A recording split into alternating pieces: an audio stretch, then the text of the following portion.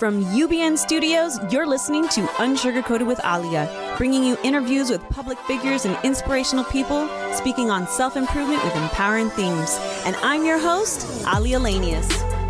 Hello, and welcome back to another episode of your favorite social good talk show, where today I have the immense pleasure of speaking with a true master of his craft, a visionary who has been shaking up the entertainment industry for over 2 decades.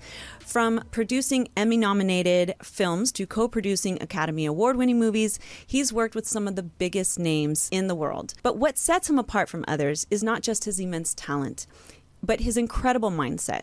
He's a true believer in the power of emotional intelligence, in using empathy and self-awareness to make meaningful and lasting connections with others. And that's what we'll be diving in today.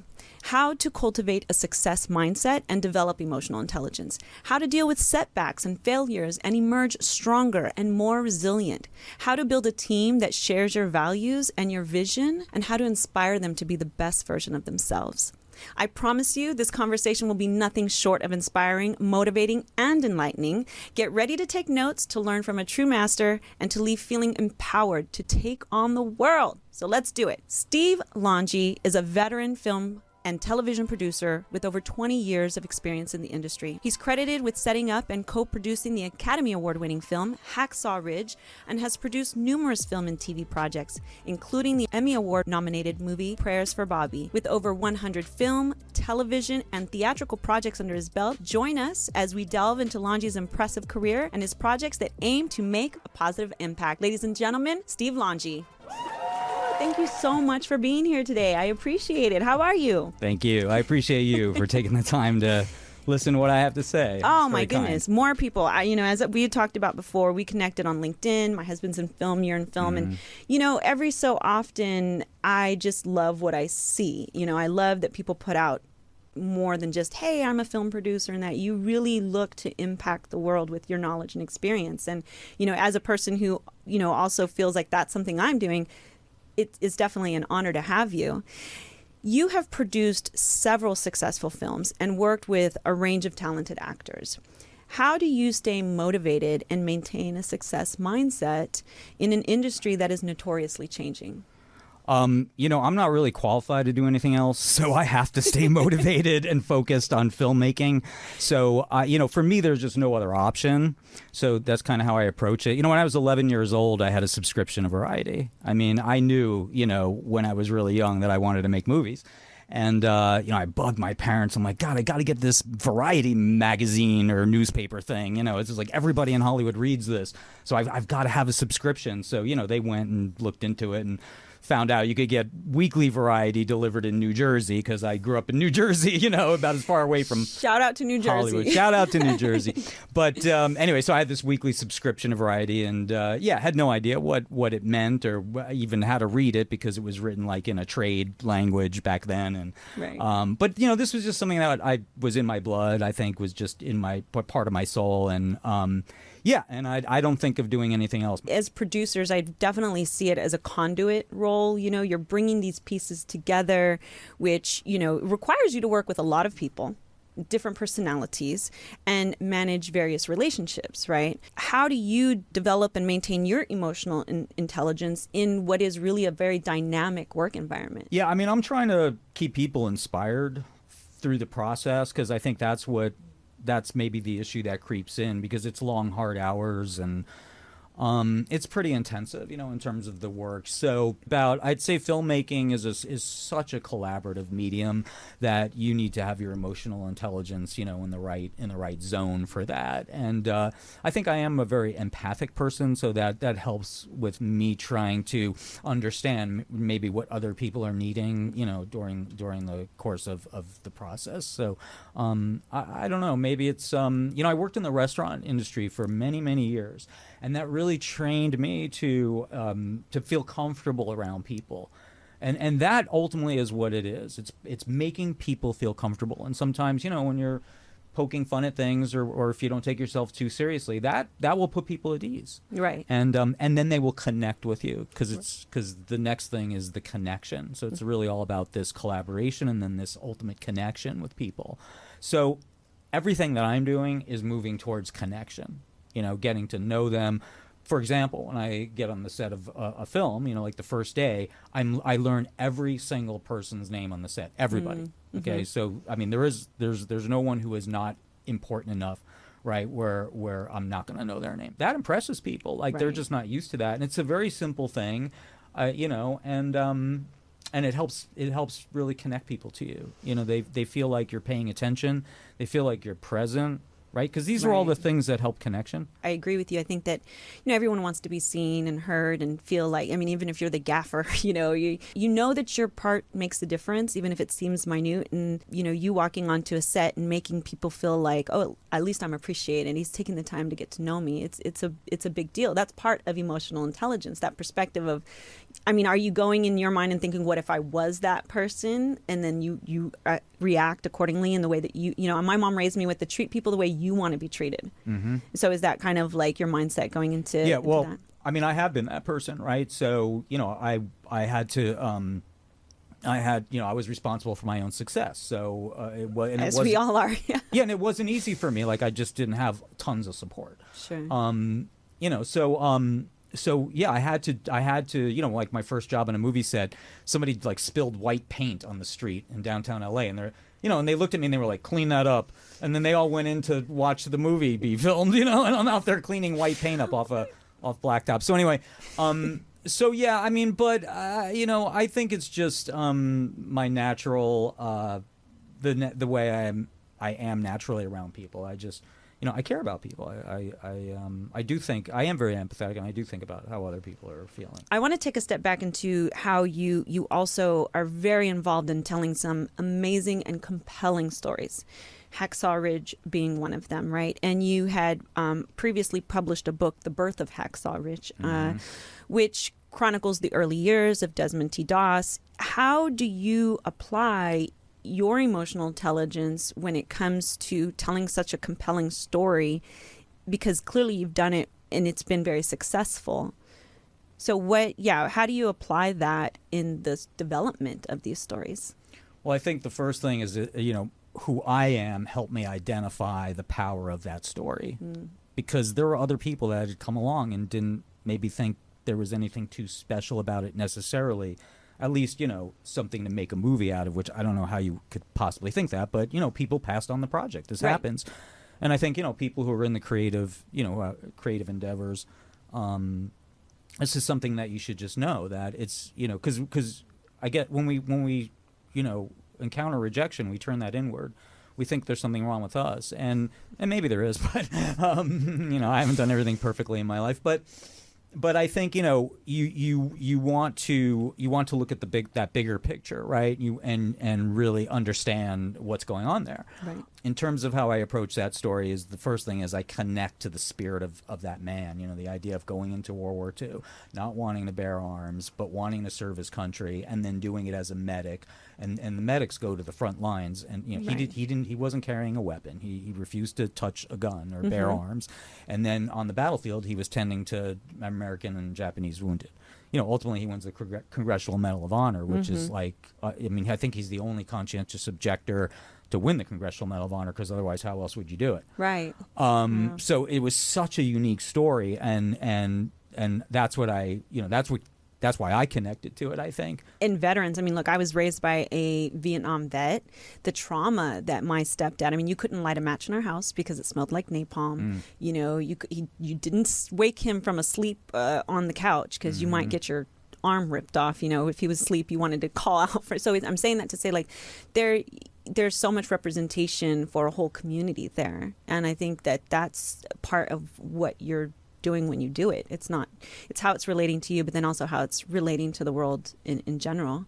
Absolutely. So Tom Cruise, remember when the audio came out that they were trying to film during the pandemic? Here he was, and then crew members were not behaving. I remember. And he had that audio. Now, here's the funny thing. When I heard that, I kind of laughed. I didn't actually judge him because I had also been listening, because The Card Counter was a film that got shut down during the pandemic for my husband, and with Oscar Isaac and Tiffany Haddish, and he was spending months arguing with the insurance and SAG and the unions and just everything, the insurance company. So I understood.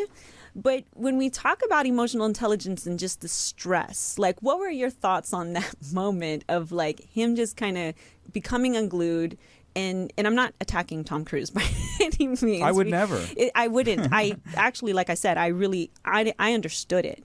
But, as a producer and understanding that a lot of money is on the line and that it's very hard to actually make films happen, especially at those magnitudes. What were your thoughts on how he handled it, or just, what happened in that moment?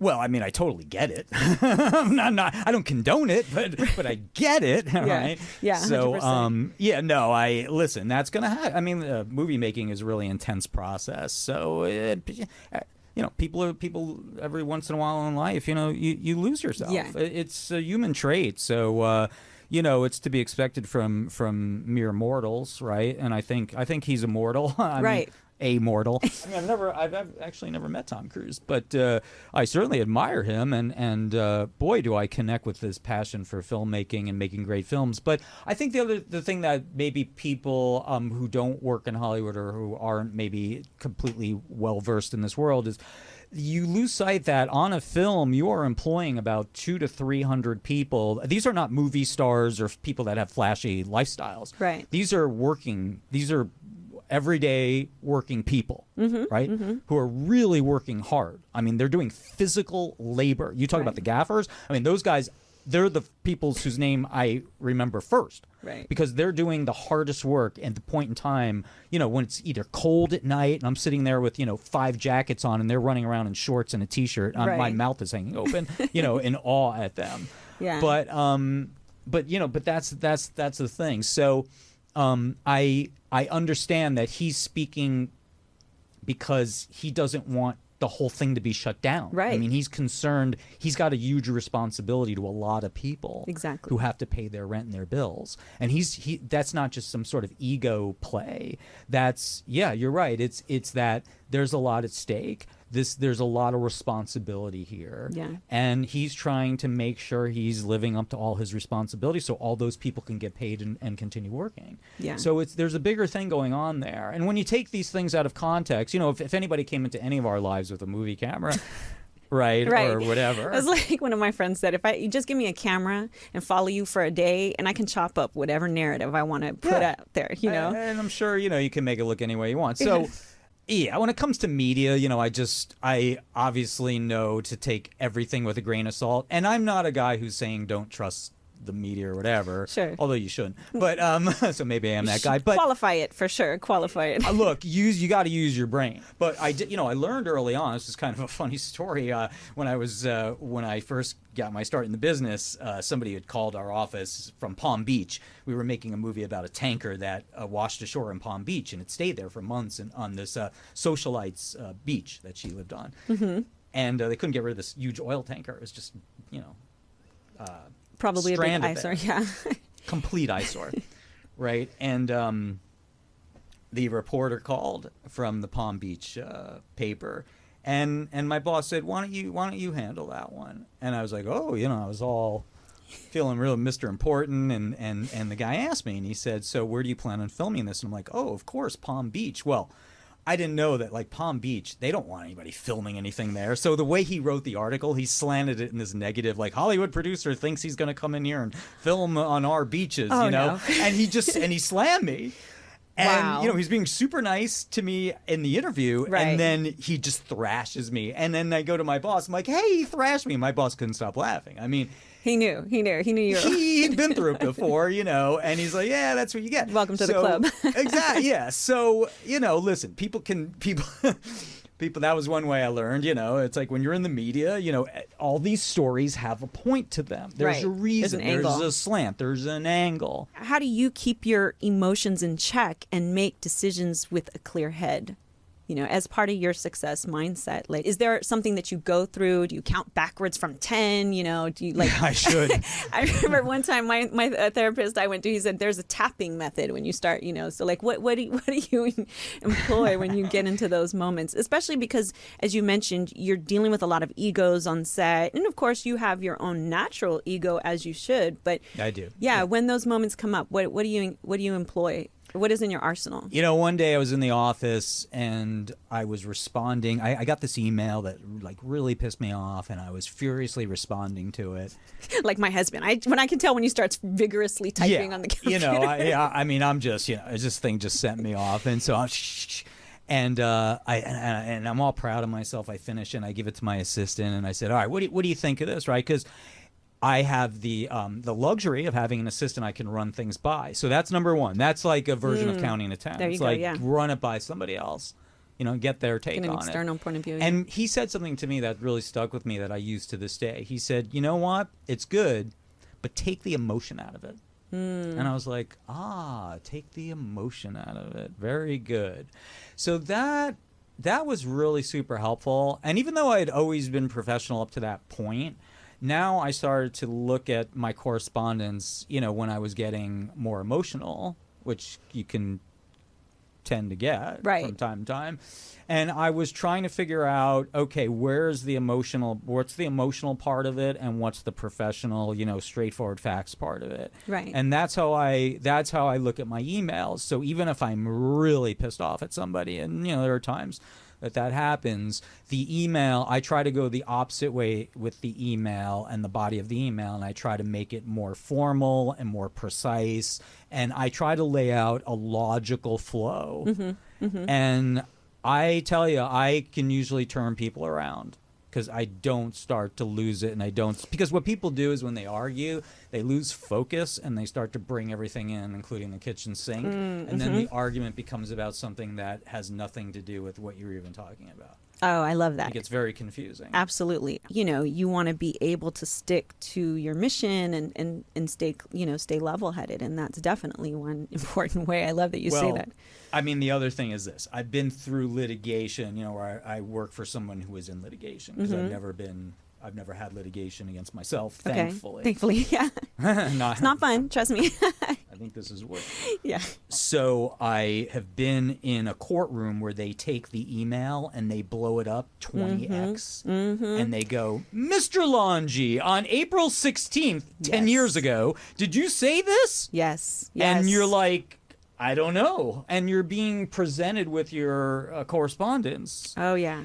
The test is, okay, if they blow this email up 20x, oh my gosh, and it's on an exhibit in court, because there's a company that makes these exhibits, they're gigantic. Am I going to be able to answer that in a room full of people? Exactly. So that's kind of the test. That is such valuable advice, because in a day where we text and we email and we just go off, we never think that this could become part of something down the line. And I may have to answer for what I'm saying and how I'm saying it. And as you mentioned, often how people, especially when it comes to communication, only 5% is words, right? The rest is tone, body language. So when you don't have that to defend, well, I meant it like this, but people will interpret it. And so it's like, if you can't stand behind on what you've said with like a sense of integrity and like, no, I stuck to this situation. I didn't get emotional. I didn't start calling them names. And, you know, because that's even going back to the Tom Cruise. He didn't call people out their names. He was angry and he used expletives, but he didn't say like, you're an effing loser, you're this, you know, that wasn't what he was doing. And that is emotionally intelligent. You're allowed to be upset. You're allowed to express yourself. But is it something that can hold up, like you said, in court? So that's such an amazing gem. Like, people really should operate like that. I think it'll save them a lot more embarrassment down the line, for sure. You know, I refuse to do business on text message. Right. For the reason that you just said. I have to have a record. And I always tell people, you know, like, I consult with writers and they're afraid of getting their ideas stolen or whatever. And I just say, look, half the battle is the documentation. Just document every single thing you're doing. If it's on a text message, you get a new phone. The text messages don't transfer. Right. I just bought a new phone. All my text messages are gone. Yeah, you know, like, exactly. Thank God I saved the other phone. I'm referring to it every 2 minutes. With the recent acquisition of John G. Fuller's book, The Interrupted Journey, which tells the story of Betty and Barney Hill's experiences and extraterrestrials, how do you approach producing a story like that? It's the first recorded alien abduction. It happened in 1963, and it was between an interracial couple. So my way into the story is the interracial couple element, and it being 1963. So here's a man who's just he's just trying to live life, you know, as best as he can. He married a white woman in 1963. He's an African-American gentleman, And, this creates, obviously, in that time period, it was a very tense kind of period of time, Of course. I mean, in some states it was illegal. Yeah, it was exactly. illegal. Right. I mean, the Civil Rights Act, I think, wasn't even until 60. Yeah, right. But that's kind of my way into the story as opposed to it being about aliens. Because I think, maybe some people believe in aliens, maybe some people don't. I think right now the relevance to the story is great because of the Chinese balloon and the unidentified objects and the Navy coming out with, admitting that they don't know what some of these objects are. It's very compelling. But it's also an advertisement, for my film. And I always think that films that have relevance tend to get made. Right. That's kind of what propels them into production. So that's how I'm thinking about the story. So I'm looking at, okay, what's the way into the story where everybody can appreciate it, right? So it's not the aliens. It's really more about this man's plight. Mm-hmm. You've got a guy again who's just trying to live life under the radar for the most part. Next thing you know, he's at the center of the world's attention because it came out under hypnosis. And so to me, that's the human element of the story. Mm-hmm. Versus the alien element. And that's how I come into all my projects. I'm looking for what that thing is, what that connector is. So that's a connector, right? Because we all, I think we can all kind of relate to feeling maybe insecure about our life or whatever, just generally, kind of uneasy about things or uncomfortable about things, no matter what they might be. Audience, go to his LinkedIn, if you get to connect with him and just support, and because you have so much to say that I think gives such value to other people, not only people in the film industry, but just people wanting to make a difference or, have an idea in their mind and they're trying to make it happen. What are some of the key traits that successful people like yourself possess, and how do they, because I know it doesn't all arrive overnight, it's like a cultivation over time. But what do you think are some of the key traits of a successful mindset? Well, look, I'll just speak for myself. I've said this in other interviews, but I always think the greatest obstacle you're ever going to face in life is you, right? And this is my story. Okay, so that's why I think I talk about it. This is why I get it, I think, because I grew up very insecure.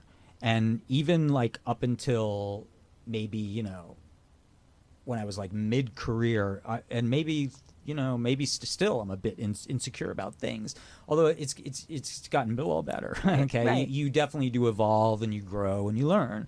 I think the first thing is is understanding intellectually what's going on. So for me, it was understanding how I'm my biggest enemy. Right. And the way you sort of figure that out is you start paying attention to your inner voice. So the most important conversation you're going to have all day is the conversation you're having with yourself.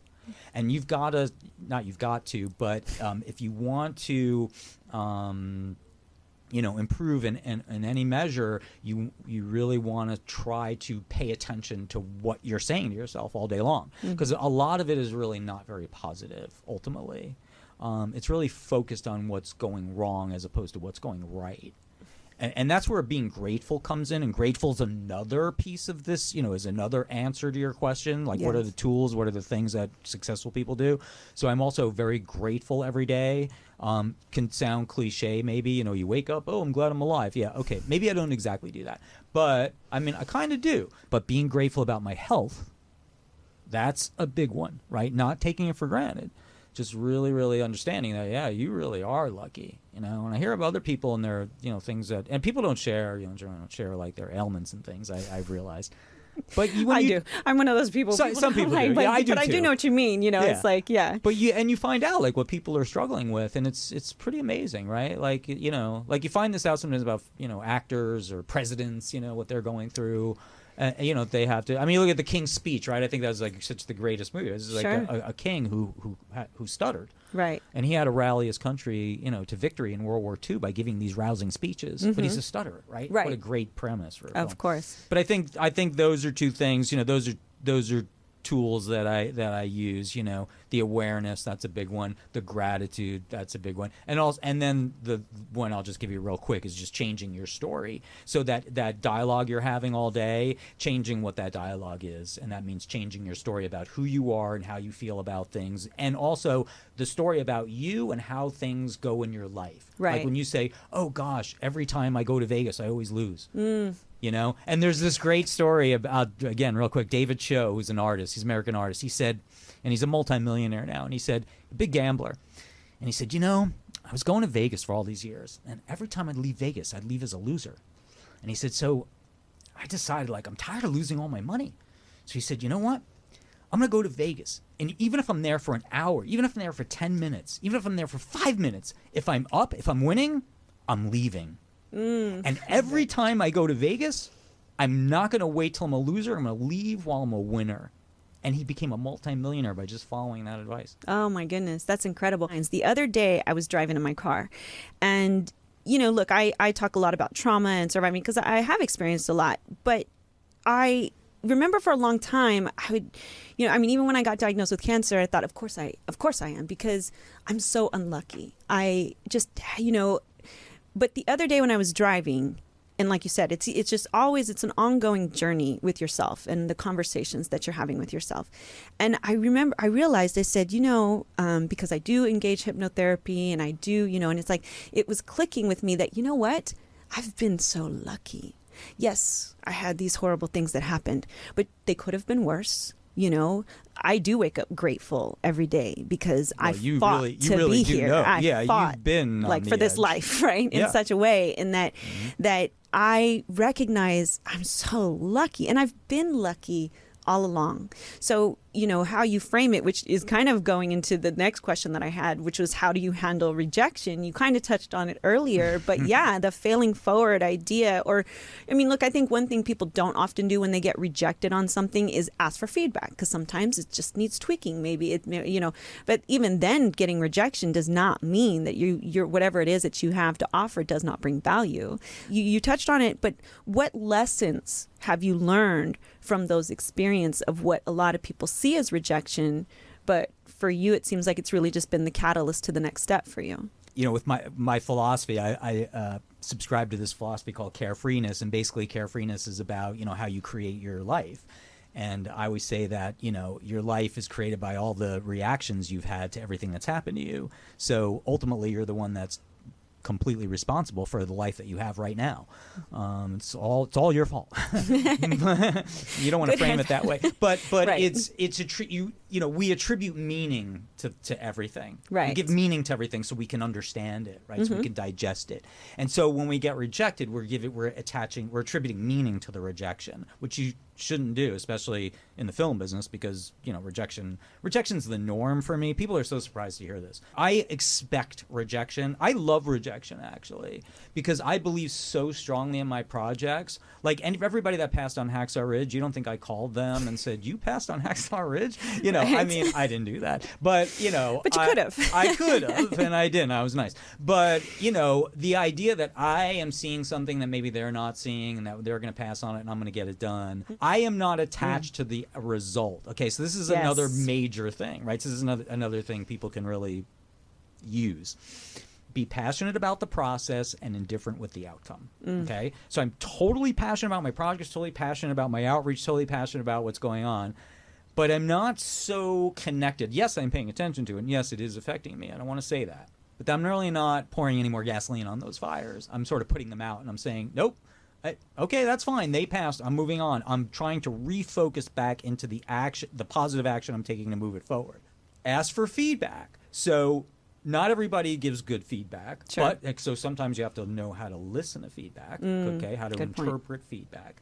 But yes, pay attention to what people are saying. If 10 people tell you the same thing, then you really want to pay attention to it. If one person tells you something, not so much. Right? Don't just be chasing different people's opinions, because everyone might have a different one.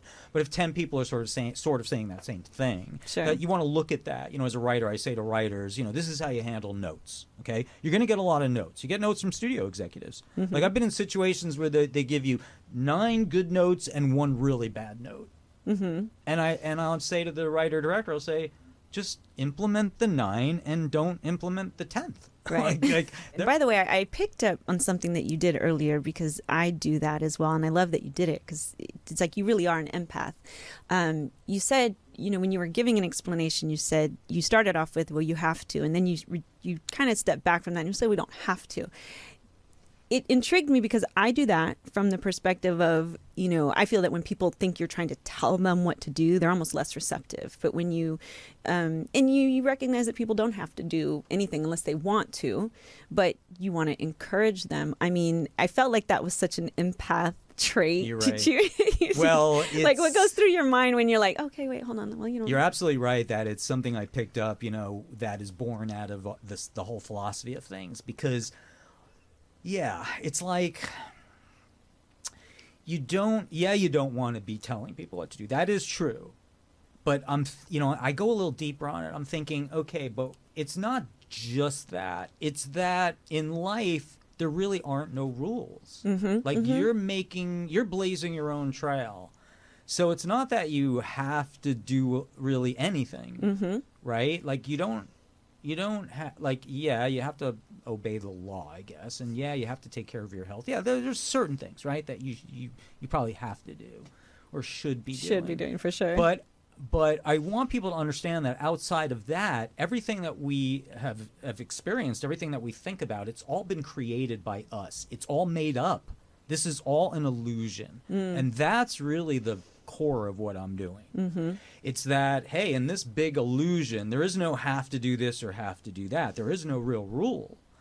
Okay, because all the rules are sort of man-made. That's why the Stoics and the Hindus and the Buddhists, I think that's why they were so wise. Because, back when, the world started, or at least when human beings start to communicate and write and share ideas, that was like the purest form of the world. But now we have media and culture and religion and education and mass media, so many things that are molding us and influencing us on how to think.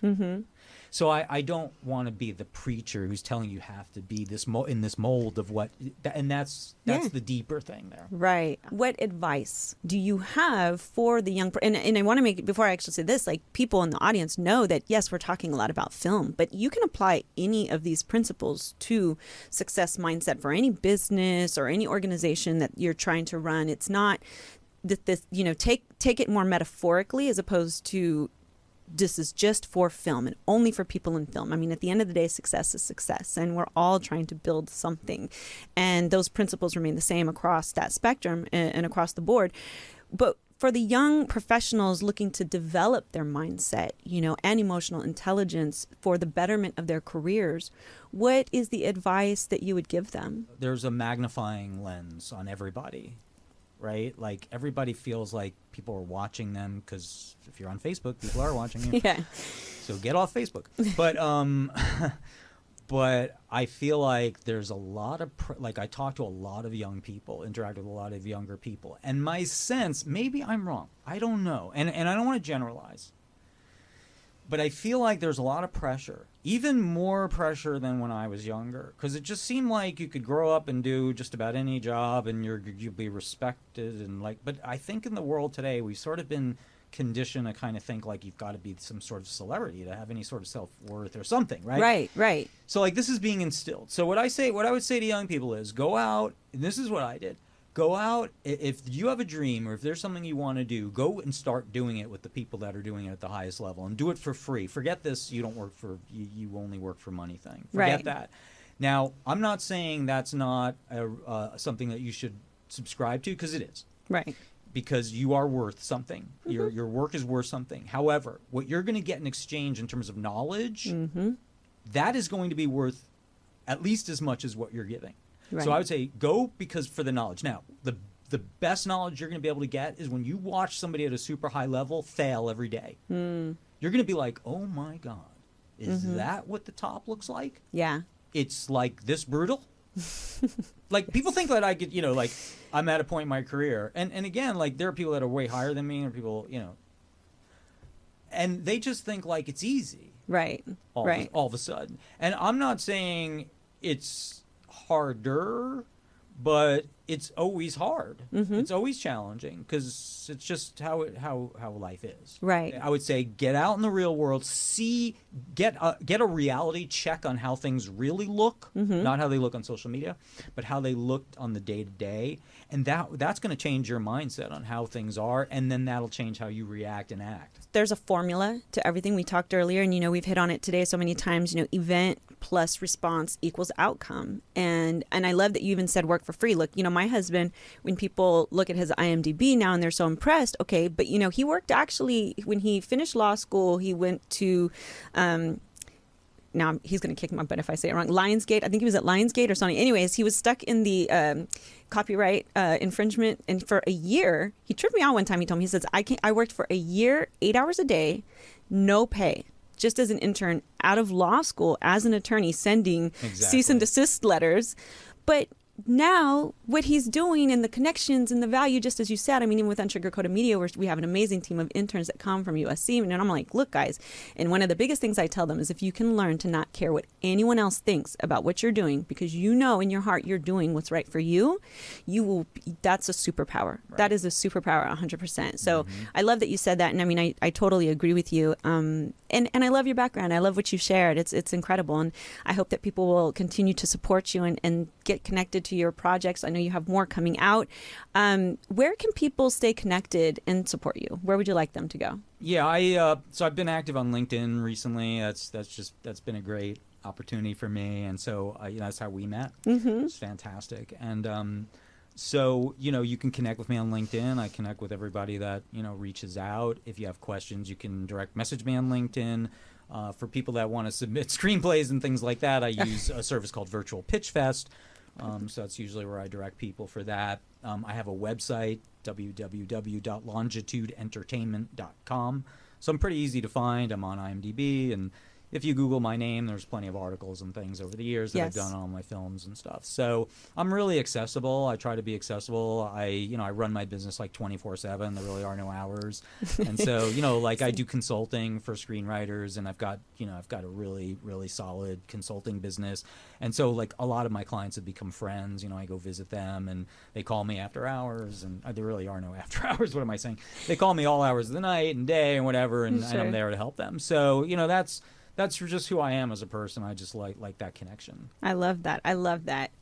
Okay, I have 2 minutes to ask you a couple fun questions, rapid fire questions, but I'm going to ask you two. Okay. What is the weirdest thing in your fridge right now? Probably the pina colada mix that's been in there since the summer. I don't know. I think I've got some juice in there like that too. What is the worst fashion trend you've ever followed? That I have ever followed? I'm a short guy, so wearing heels and boots and things like that, horrible. That's funny. I don't do it anymore. What's the funniest joke you know by heart? Oh, God. The interns came in. What's the rating on this show? What's the no holds barred? What's the funniest joke? God, and I'm sure there's a really good answer to that one, but right now I'm really blanking. Okay, we're gonna have you on again when you release your next project. And, God, what a good question. We'll have you memorize one for next time. I'm trying to think of one that relates to the film business. Oh, so this guy's at a dinner and he's talking to this agent, and the agent is telling him this story. It's a producer. So this producer's talking to this agent. The agent's telling this producer a story. And the producer's looking at the agent and he goes, Joe. And he's like, what? And he goes, I know you're lying. And Joe says, I know I'm lying, but just hear me out. That's probably not the funniest joke, but I thought it relates to the business. Yes. I love it. Well, thank you so much for being with us today. I can't wait to see you again. I appreciate your time. Same. As we wrap up this incredible conversation, I am filled with such a sense of awe and inspiration, and I hope you are as well. Our guest today has shared with us so much wisdom and insight that I hope you've been taking notes.